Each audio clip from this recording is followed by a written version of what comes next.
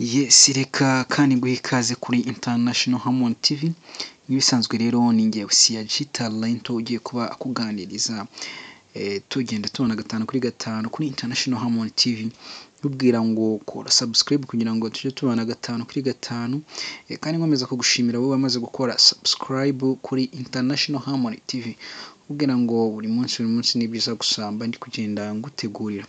Uyu munsi rero tudatinze nje kubereka umukino ukomeye cyane, ibyo twakwita ntago uyu munsi turaza tubyita prank, ntago turabyita prank, turabyita umukino wakinwe na buri nguni ndetse na buri kantu, tutibagiwe na bene wabo bita buri cyana. Aba ngaba baragiye bakina umukino, njye umukino navumbuye ku munsi wa mbere numva inkuru ngo buri nguni na buri kantu ngo babibye cano. Nimara kumva ngo babibye cano, naraperereje ndebye neza nitegereje nsanga ntago cano yabo yibwe, nsanga ahubwo ni umukino barimo bya bindi nakunze kugenda ngarukaho amaprank cyane, agenda asa nkaho akora cyangwa yamamaza umuntu cyangwa yamamaza ibintu runaka cyangwa hari ibintu runaka bashaka kugenda agaragaza. Uriya mukino rero ngiye kugaruka nkwereka uburyo uriya mukino bawukinnye, kugira ngo ugende ubasha gusobanukirwa akantu kamwe ku kandi. Icyo ngusaba ni ukuguma imbere ya televiziyo yawe, ukurikirana iki kiganiro cyose, uburyo ngiye kugenda nkunyuriramo, uburyo uyu mukino wapanzwe, ba nyiri kuwupanga, icyo wari ugamije nacyo ndagaruka nyikwereka muri ino video yacu. Icyo ngusaba ni ugukomeza kunkurikira paka ikiganiro cyacu kirangiye. Uyu mukino ujya gutangira, uno musore ngo ni buri cyana twe tumuzi ari umusitari kurusha buri nguni na buri kantu, nk'uko bagiye bakunda kubigarukaho muri ibi biganiro byo bavuga ati cano yari iya buri cyana. Icyo kintu cyo ntabwo navuga ko yari iya buri cyana, icyo nzi ko ni uko buri cyana yabarushaga izina, mu itangira ryabo buri cyana yabarushaga izina, kuko nko muri za covid gutyo buri cyana niwe wari uzwi cyane kuri social media bitewe na za comedy bagendaga bakina. Zira comedy bagendaga bakina nizo zagaragazaga ko buri cyana agiye ari hejuru yabo gatoya. Byaje kurangira nyuma buri cyana ntazi ahantu yerekeje, aragenda, amaze kugenda aratinda cyane. Yes, nkuko rero ndi kugomeza ngenda mbibabwira, uyu mukino buri cyana yaje kugenda biza kurangira buri nguni na buri kantu bakomezanyije itsinda, baragenda barazamuka kabisa, aho kugera aho babaye abastari bamenywe na buri umwe wese uri mu gihugu cy'u Rwanda cyangwa inyuma y'igihugu cy'u Rwanda.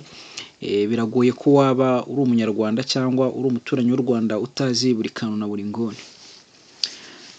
Buri kantu na buri nguni rero byaje kurangira bakomeje gukora, barakora, ewana bava ku rwego rumwe bagera ku rundi, ewana comedy nyarwanda iragenda ibateza imbere, baragenda batera imbere, baba abo twakwita ba magagari. Ariko buri cyana we byaje kurangira agiye izina rye riribagirana, ariko kuko biri kuvugwa ngo yari yaragiye kwiga mu mahanga, ariko nta nubwo ngewe ariko mbibona, ntabwo yari yagiye kwiga mu mahanga, ndabigusobanurira neza. Nyuma y'uko aba bombi buri kantu na buri nguni bazamutse, izina rya buri cyana twararibuze. Bisobanuye iki rero? Ino trick yo kuvuga ngo reka cano bavuge ko yabuze cyangwa bavuge ko yibwe, kandi yibwe n'umuvandimwe wabo ari we buri cyana, kuko ngo yahoze ariye, ntago mu by'ukuri ariko kuri. Ahubwo buri cyana biriya ni ibintu bapanze kugira ngo bagende bamugarura mu gakino, kugira ngo rya zina rye ryongere rigaruke mu banyarwanda, bibe nk'aho ari ikiraro cyo kugira ngo yongere agaruke muri entertainment yo mu gihugu cy'u Rwanda, yongere agaruke, ariko bitwaje ko yabatwariye cano cyangwa bakoresheje iriya cano yabo buri nguni na buri kantu. Ikintu rero ngiye kubahamiriza cyangwa ikintu ngiye kubabwizamo ukuri, ba nyir'ubwite banambabarire ko ngiye kuvugisha ukuri. Bikimara gusakuza cyane ngo cano yaribwe ngo bari mu biganiro, ibintu nk'ibyo, abantu bakurikiranye buri cyana ari gukoreraho ibiganiro kuri iriya cano, babonyeho ikiganiro Buricyana yakoresheje uwo twitaga Mbonabihita wakinnye muri Metero Inzovu. Kiriya kiganiro Buricyana yakoranye na Mbonabihita wo muri Metero Inzovu, kiriya kiganiro bagikoreye kwa buri nguni na buri kantu, kandi bivugwa ko aba bombi bamaze gucana umubano kubera ko yabibiye Cano. Muri ibyo bihe rero byasakuzaga ko Cano yagiye kandi Buricyana yari ari gukoreraho ibiganiro, njyewe uzi neza kwa buri nguni na buri kantu, kiriya kiganiro cyangwa abantu bakunda kureba ibiganiro bya buri nguni na buri kantu bakorera mu rugo, nimusubire inyuma murebe ko hari ahantu atari kwa buri nguni na buri kantu yakoreye kiriya kiganiro, kandi byaravugwaga yuko Cano yamaze gutwarwa bacanye ukubiri. Mu ma interview twagendaga twumva ku bindi bitangazamakuru byaragarukaga bivuga ko bombi badahuza, n'uwabageragezaga kubahuza kuri telefone batukanaga ivumbi rikaka. Nkibona rero iyi interview Buricyana yagiranye na Mbonabihita wo muri Metero Inzovu, nabyibajijeho cyane, navuga ati se bimeze bite? Buricyana akaba atari guhuza nabo kandi yarabibiye shene, ikiganiro ari kukihakorera gute? Byatumye ntekereza ngo reka ndebe ko atari agakino. Uyu munsi twagiye tubona buri kantu na buri nguni ngo bakiriye nde? Ngo bakiriye Buricyana muri genge, bakiriye buri nguni, bakiriye Buricyana ngo muri genge yabo, baseka cyane. Bisobanuye ko kari agakino bashakaga kugira ngo ahubwo rya zina rya Buricyana bongere base nk'abarigarura mu Banyarwanda, yongere abashe kugira gute, yongere kuba nawe yatwika kugira ngo yibonere ibiceri biva kuri YouTube, cyangwa izina rye ribashe kugenda rigaruka mu mitima y'Abanyarwanda. Nk'uko rero byagarutswe bivugwa, nabo bagarutse bavuga ngo ntihakagire umuntu wivanga muri diru ya buri kantu na buri nguni. Ino diru ngene naramaze kuyibona neza ko ari diru bari gukina Abanyarwanda, atari ibintu bya nyabyo. Ni ukuri pe, bino ngene naramaze kubibona. Mwebwe musubira inyuma gatoya mu kiganiro Buricyana yakoreye kuri iriya shene ya buri kantu na buri nguni, ikiganiro yagiranye na Mbonabihita. Ukuri kose muraza guhita mukubona, murebe ahantu yaje kuba akorera ikiganiro, murebe n'ibiganiro bisanzwe bya buri nguni na buri kantu bakorera mu rugo ku Irembo, murasanga ari ahantu hamwe. None se ukimara kubona ko video zabo zakorewe ahantu hamwe,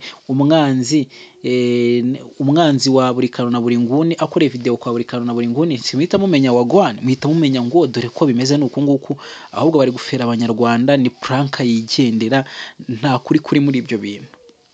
Nta kuri kurimo rwose. Namwe mwagize impungenge muvuga ngo nimuzongera kubona buri kantu na buri nguni, ndabamenyesha ko ejo mu gitondo muzatangira kubona amavideo ya buri kantu na buri nguni acicikana n'ubundi kuri Cano yabo yari isanzwe inyuraho amavideo cyangwa amakomedi yabo.